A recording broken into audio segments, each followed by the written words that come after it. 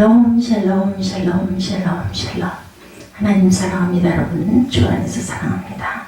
오늘 사순절 둘째 날이죠. 에베소서 3장 14절에서 21절까지 여기 다시 한번 읽고, 그리고 오늘 역대상 28장 1절에서 21절 야훼께서 나를 택하여 이런 제목으로 함께 은혜를 나누도록 하겠습니다. 진리가 예수 안에 에베소 3장 14절부터 21절까지입니다. 진리가 예수 안에 있는 것까지 너희가 참으로 그에게서 듣고 또한 그 안에서 가르침을 받았을진데, 14절부터 21절까지인데 제가 21절부터 기록을 해놨네요. 여기서 다시 보겠습니다.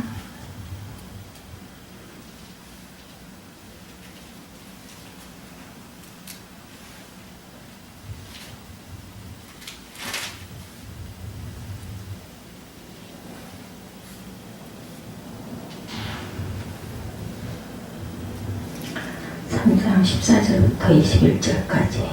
이러므로 내가 하늘과 땅에 있는 각 족속에게 이름을 주신 아버지 앞에 무릎을 꿇고 비나니 그의 영광의 풍성함을 따라 그의 성령으로 말미암아 너희 속사람을 능력으로 강건하게 하시오며, 믿음으로 말미암아 그리스도께서 너희 마음에 계시게 하시옵고, 너희가 사랑 가운데 뿌리가 박히고 터가 굳어져서 능히 모든 성도와 함께 지식에 넘치는 그리스도의 사랑을 알고 그 너비와 길이와 높이와 깊이가 어떠함을 깨달아 하나님의 모든 충만하신 것으로 너에게 충만하게 하기를 구하노라.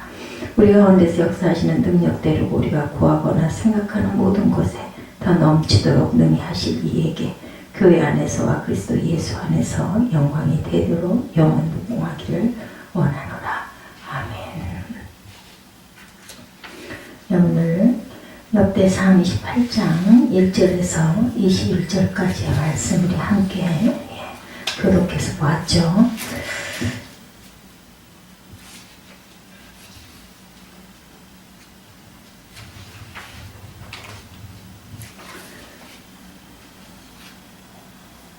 (1절의) 시작이 다윗이 이스라엘 모든 고관들 곧 각 지파의 어른과 왕을 섬기는 반장들과 천부장들과 백부장들과 및 왕과 왕자의 모든 소유와 가축의 감독과 내시와 또한 장든반과 하나님의 성전 곳간과 성물 곳간에 설계도를 주고 이렇게 해서 시작을 합니다. 시작을 해서 마지막 21장에는 제사장과 레위 사람의 반이 있으니 하나님의 성전의 모든 공사를 도울 것이요 또 모든 공사에 유능한 기술자가 기쁜 마음으로 너와 함께 할 것이요 또 모든 지휘관과 백성이 온전히 내 명령 아래에 있으리라. 21절의 마지막 부분이 저렇게 끝이 납니다. 다윗이 솔로몬과 이스라엘 백성에게 성전 건축의 사명을 완수하라고 마지막으로 부탁하고 있는 장면이죠. 그 다윗의 유언 중에 여러 번 반복되는 중요한 표현이 있는데 그것이 바로 하나님께서 택하시고 택하여라는 말로 보면 1절부터 10절 사이만 해도 6번이나 등장하고 있습니다. 다윗은 자신의 평생을 돌아보면서 총정리하고 이제 자기 아들 솔로몬과 백성들에게 중차대한 성전 건축의 사명을 위임하는 자리에서 바로 이 생각, 즉 하나님께서 자신과 자신의 아들 솔로몬과 자기 백성을 선택하여 주셨다는 감격에 충만해져 있습니다. 그래서 그 하나님의 선택은 어떤 것이었을까요? 하나님의 택함을 입은 저와 여러분들도 마찬가지죠. 세 가지 특권적인 은혜가 무엇인지 말씀 속에서 한번 상고해 보도록 하죠. 성도는 선택을 통하여 하나님의 존귀한 자녀가 되었다. 1절에서 4절에 기록하죠. 다윗이 이스라엘 모든 방백국 각 지파의 어른과 왕을 섬기는 반장과 천부장과 백부장과 왕과 왕자의 산업과 생축의 감독과 황관과 장사와 용사를 예루살렘으로 소집하고 이에 다이더니 일어서서 가로되 나의 형제들 나의 백성들아 내 말을 들으라. 나는 야훼의 언약궤 곧 우리 하나님의 발등상을 봉헌할 전 건축할 마음이 있어서 건축할 재료를 준비하였으나 하나님이 내게 이르시되 너는 군인이라 피를 흘렸으니 내 이름을 위하여 전을 건축하지 못하리라 하셨느니라. 그러나 이스라엘 하나님 야훼께서 전에 나를 내 부친의 온 집에서 택하여 영원히 이스라엘 왕이 되게 하셨나니 곧 하나님이 유다 지파를 택하사 머리를 삼으시고 유다 족속에서 내 부친의 집을 택하시고 내 부친의 아들 중에서 또한 나를 기뻐하사 온 이스라엘 왕을 삼으셨느니라. 예, 이렇게 증거되어 있습니다. 자신의 후반 반편생을 오죽 성전 건축 준비를 위해서 바쳐왔던 다윗은 이제 백성들의 대표자들을 불러놓고 사명을 완수해 줄 것을 유언처럼 당부하기 시작합니다. 다윗이 생전에 자기가 직접 하고 싶은 일이었지만 하나님께서 너는 피를 많이 흘렸기 때문에 내 이름을 위하여 절을 관치 못한다고 말씀하신 것을 이렇게 깨닫고 기억하고 허락해 주시지 않은 대신에 성전할 재료를 준비하는데 전력을 들여왔습니다. 지혜로운 사람이죠. 다윗은 하나님께서 그처럼 자신을 성전 건축을 위한 적임자로 선택해 주지 않으셨다 해서 전혀 불만을 받지 않습니다. 왜냐하면 그에게는 하나님께로부터 더 중요한 이미 선택을 받아서 이스라엘 왕을 삼아주셨기 때문이죠. 다윗은 바로 그것을 두고 이스라엘의 하나님이 전에 나를 내 부친의 온 집에서 택하여 영원히 이스라엘 왕이 되게 하셨나니 이 고백하는 부분으로 우리가 알 수가 있죠. 다윗은 그 하나님의 선택이 얼마나 귀한 것인지 왕으로서 평생 살아오는 동안 한시도 잊지 않고 있었다는 겁니다. 그 선택은 우선 유다 지파를 택하사 머리를 삼으신 선택이죠. 그것만 해도 실대 일의 선택이었다. 그 다음에 이어서 유다 족속에서 내 부친의 집을 택하시고 이렇게 증거합니다. 그것만 해도 또한 몇십 대 일, 몇백 대 일이 되었을 거죠. 거기다 다시 한번 내 부친의 아들들 중에서 나를 기뻐하셨다. 예, 아들 8 중에서 나를 기뻐서 택해 주셨다라는 겁니다. 예, 무슨 경우의 수, 확률 따위로 따진다면 몇십만 내지는 몇백만 중에 다윗 한 명이 뽑힌 것과 같겠죠. 비록 자기 인생 모두가 자기 뜻대로 된 것은 아니지만 다윗은 베들레헴에 이름 없는 목동이었던 자신이 이스라엘의 왕으로 뽑힌 것임을 그것을 정말 하나님의 이 선택이 은혜다 이렇게 여깁니다. 많은 사람들 중에 뽑혀서 특별한 그룹에 들어가게 된다는 것은 정말 복된 일이죠. 대업 시험을 치르는 그러한 그 학생들, 저도 기억이 납니다. 제 딸아이 대학교 입시 큰 딸아이죠. 대학교 입시 때 그 합격자 발표를 그때는 벽보를 확인하러 갔어요. 지금 뭐 인터넷으로 다 보지만 벌써 세월이 한 20몇 년 전이죠. 그러다 보니까 쫓아가가지고 그걸 봤는데 정말 마음이 조마조마하더라고요. 이름이 있는지 이름을 찾았거든요. 번호하고 이름이 이렇게 쭉 벽보판에 붙어 있었습니다. 아마 경쟁률이 3.78대 1 정도 됐던 것 같은데 이름 있는 걸 보고 저는 펑펑 울었어요. 그 기념사진 찍으라고 다니시는 아저씨가 저를 보고 따님이 아드님이 자제분이 떨어졌습니까? 그래서 붙었다고 그랬더니 붙었는데 왜 우십니까? 그러시더라고요. 사진이나 한 장 찍으라고. 사진은 찍진 않았습니다. 근데 정말 그리고 나중에 또 아이 손 붙잡고 얼마나 기뻐했는지 그 기억이 지금도 잊히지를 않습니다. 우리가 하나님의 택하심을 입은 자녀가 되고 예수 그리스도의 정결한 신부로 뽑힘을 받은 것 뭐 대학교 입시에 비교하겠습니까? 그렇죠. 영원한 생명을 우리가 받는 정말 기가 막힌 감격의 일입니다. 생각해보면 죽어 마땅했던 그런 죄인 같은 저희들이 예수님의 이름으로 예수님의 피로 성도의 신분을 얻게 되고 그리고 영원한 생명도 또한 얻었죠. 정말 귀한 일이고 특권입니다.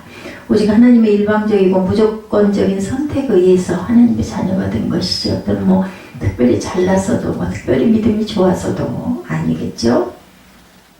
그래서 우리는 늘 다윗의 마음처럼 감사하는 그러한 성도들이 되셔야 할 줄로 믿습니다. 두 번째, 성도는 선택을 통하여 축복의 기업을 받은 상속자가 된다. 5절부터 8절까지의 말씀이죠. 야훼께서 내게 여러 아들을 주시고 그 모든 아들 중에서 내 아들 솔로몬을 택하사 여호와의 나라 위에 앉혀 이스라엘을 다스리게 하려 하실세.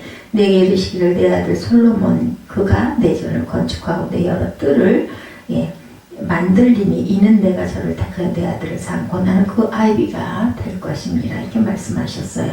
저가 만일 나의 계명과 규례를 힘써 준행하기를 오늘날과 같이 하면 내가 그 나라를 영원히 경복케 하리라 하셨느니라. 이제 너희는 온 이스라엘 곧 여호와의 회중에 보는 데와 우리 하나님의 들으시는 데서 너희 하나님 야훼의 모든 계명을 구하여 지키기로 하라. 그리하면 너희가 이 아름다운 땅을 누리고 너희 후손에게 끼쳐 영원한 기업이 되게 하리라. 이렇게 기록되어 있습니다. 다윗은 이어서 백성의 지도자들에게 솔로몬에 대해서 언급을 합니다. 그 첫마디가 바로 야훼께서 내게 여러 아들을 주시고 그 모든 아들 중에 내 아들 솔로몬을 택하사 야훼 나라 위에 앉혀 이스라엘을 다스리게 하려 하셨다. 이 말이죠.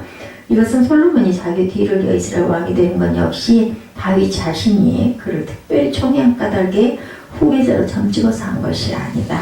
예, 그 일 역시 궁극적으로는 온전히 야훼께서 친히 택하고 이루신 일이다. 예, 이런 이야기를 하고 있는 겁니다. 솔로몬은 왕이 됨으로 이스라엘에는 계속 따라오게 될 축복이 또한 있었죠. 그것은 바로 그 나라가 영원히 경고케 되게 하리라. 그 축복입니다. 그 축복은 솔로몬이 하나님의 계명과 규례를 힘써 준행한 오늘과 같이 그렇게 하기만 하면 틀림없이 받게 되는 보장이다. 솔로몬은 새 왕으로 모시게 될 이스라엘 백성에게도 역시 같은 축복의 약속과 조건이 내려진 거죠. 이스라엘 백성 모두가 야훼의 모든 계명을 구하여 지키기로 하면 이 다윗 왕조를 통해서 견고케 하실 그 나라의 아름다운 땅을 누리고 대대 후손에 이르도록 영원한 기업이 되는 축복이 그들에게도 따라올 것이다 라는 말씀이죠. 즉 하나님께서 솔로몬을 택하여 다윗의 후사가 되게 하신 것은 그를 통하여 다윗 왕조 이스라엘이 더욱 견고하게 되고 그 백성들이 그 땅의 기업을 누리는 축복을 더 풍성하게 누리게 해주시기 위함이었던 거죠. 예, 남자분들 군대 가시면 그 논산 훈련소 굉장히 유명합니다. 저도 여러 번 이야기 듣다 보니까 아는데요. 어떤 군에 처음에 입소를 하게 되면은 신체 조건이 좋은 그러한 그 사람들을 특별히 뽑아가지고 공수 특전대 요원으로 차출을 해서 따로 훈련을 하기도 한다고 합니다. 근데 그 특전대 요원들은 일반 훈련병들에게 지급되는 것보다 2배나 높은 양의 칼로리가 함유된 특별 식사가 몇 끼마다 배식이 된다고 그래요. 그들에게는 또한 아침과 점심과 저녁 사이에 각각 콜라도 1병, 팥빵 1개, 이런 간식도 준다고 그럽니다. 지금은 아마 제가 군대 요즘에 있었던 일을 잘 알지는 못하지만은 아주 굉장히 배식도 훌륭하고 저녁 영양도 상관없을 만큼 좋게 나온다고 합니다. 근데 예전에는 이렇게 콜라에다가 팥빵 같은 간식이 나오는 일은 몇십 년 전만 해도 한 1, 20년 이전만 해도 없었던 걸로 저는 기억을 합니다. 이러다 보니까 특별식이죠. 일반 훈련병들이 얼마나 그게 부러웠을까요?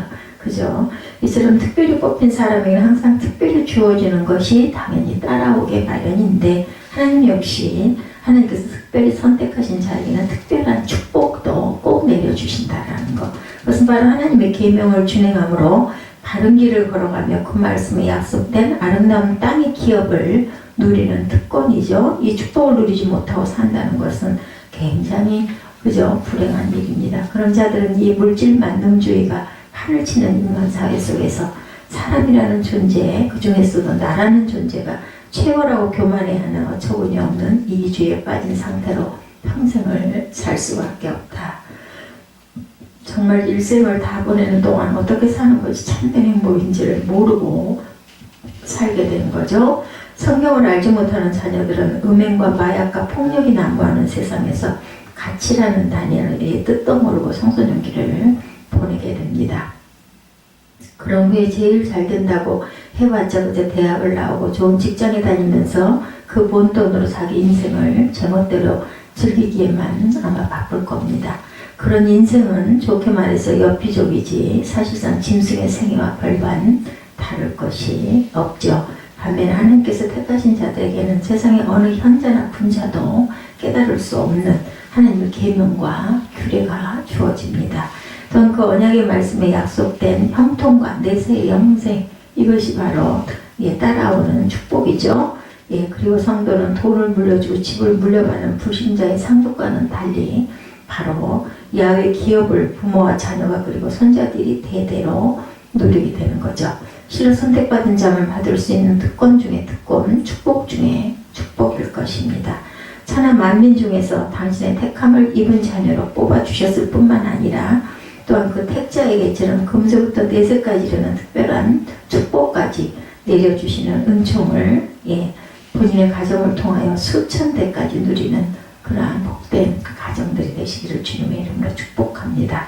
세 번째 성도는 선택을 통하여 교회를 섬기는 일꾼이 됩니다. 9절에서 21절에 다윗은 이어 말하기를 9절에 내 아들 솔로몬아 너는 내 아비의 하나님을 알고 온전한 마음과 깊은 뜻으로 섬겨라.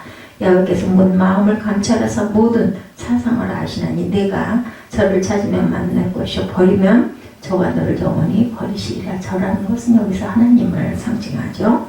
그런즉 너는 삼갈지어다. 여호와께서 너를 택하여 성소의 전을 건축하게 하셨으니 힘써 행할지어다. 다윗이 전에 남실과 그 집들과 그 국권과 바락과 골방과 속죄소의 실행을 그 아들 솔로몬에게 주고 모든 그러한 그림을 다 그리고 치수까지 규격까지 만들어서 솔로몬에게 주었죠. 그래서 성신의 가르치신 모든 시경 곧 야훼 전에 뜨고 사면한 모든 방과 하나님의 전국관과 성물국관에 시경을 주고 제사장과 레위 사람의 반열과 야훼 전에 섬기는 모든 일과 섬기는 데 쓰는 모든 그릇의 시경을 설명하고 모든 섬기는 데 쓰는 금기명을 만들 금의 중량과 섬기는 데 쓰는 은기명을 만든 은의 중량을 정하고 금등대들과 그 등잔 곧 등대와 등잔을 만들 금의 중량과 은금대와 등잔을 만들 은의 중량을 각기 적당하게 하고 또 그 진설병에 각상을 만들 금의 중량을 정하고 은상을 만들 은도 그렇게 하고 고기갈고리와 대접과 종자를 만들 정금과 금잔 곧 각잔을 만들 금의 중량과 또 은잔 곧 각잔을 만든 은의 중량을 정하고 향단에 쓸 정금과 다시는 처소된 그룹들의 시향대로 만들 금의 중량을 정하여 주니 그 그룹들은 날개를 펴서 야훼 언약궤를 덮는 것이더라. 다윗이 가로되 이 위의 모든 것의 시향을 야훼 손이 내게 임하여 그려 나로 알게 하셨느니라. 그 아들 솔로몬에게 이르되 너는 강하고 담대하게 이 일을 행하고 두려워 말며 놀라지 말라. 내가 야훼 전 역사의 모든 일을 마칠 동안 야훼 하나님 나의 하나님이 너와 함께 하사 내게서 떠나지 아니하시고 너를 버리지 아니하시리라. 제사장과 레위 사람의 반열이 있으니 야훼 전의 모든 역사를 도울 것이요 또 모든 공역에 공교한 공장이 기쁜 마음으로 너와 함께 할 것이요 모든 장관과 백성이 온전히 내 명령 아래 있으리라. 이렇게 21절까지 증거되어 있죠. 다윗은 하나님께서 그처럼 자기와 자기 아들과 또한 자기 백성을 선택해 주신 최종 목적이 바로 성전 건축이라는 역사적이고 중차대한 사명을 감당하기 위함이라는 것을 알고 있었던 거죠. 그래서 그는 아까 백성들 앞에서 솔로몬에 대해서 말할 때도 6절에 보면 내 아들 솔로몬 그가 내 전을 건축하고 내 여러 뜰을 만들 것이다. 그리고 하나님께서 말씀하셨다고 간증을 했었죠. 너희들이 새로 모시게 될 왕 솔로몬은 무엇보다 성전 건축을 위하여 하나님께서 뽑으신 왕이 그것을 기억해야 된다. 이렇게 모든 이스라엘 백성에게 미리 일렀던 거죠. 그리고 이제는 다윗이 솔로몬에게도 바로 그 사명을 완수할 것이라는 명하는 장면이 나옵니다. 너는 내 아비 다윗 하나님을 알고 온전한 마음과 깊은 뜻으로 섬길지어다 라고 한 것은 다윗 자신이 평생 동안 늘 하나님을 정성과 기쁨으로 섬겼던 자세를 자기 아들 솔로몬에게 그대로 승계해주는 방부였습니다.